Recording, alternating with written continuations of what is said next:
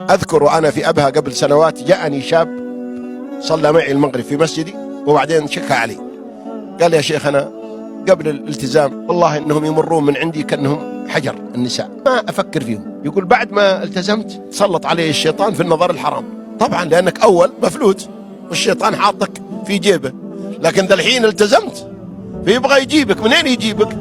من عند المرأة، لأن ضغط المرأة على الرجل قوي.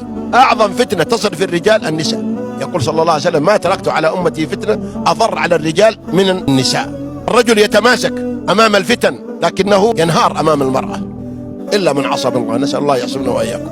فقال أنا الآن مفتون بالنساء ما غير طالع، فإيش أسوي؟ قلت إذا جاءك الشعور بأنك تنظر إلى امرأة غض بصرك وقل أعوذ بالله من الشيطان الرجيم. قال جزاك الله خير. يوم جيت أصلي للعشاء إلا والرجال في الروضة قدامي، نفس الولد، صلينا وقام عندي قال جزاك الله خير يا شيخ. قلت ايش بك؟ قال والله رحت ابغى اطبق الوصفه حقتك بعد المغرب، رحت سوق الذهب. يقولوا مثل العاده، يقول كل ما تلفت في مره واحس ان فيه قوه تلف رقبتي اطالع اقول اعوذ بالله من الشيطان الرجيم. يقول ينفلت الدركسون حق ابليس، يقول تنفك رقبتي واعود امشي. قلت استمر على هذا. وهذا معنى كلام الله عز وجل: واما ينزغنك من الشيطان نزغ فاستعذ بالله.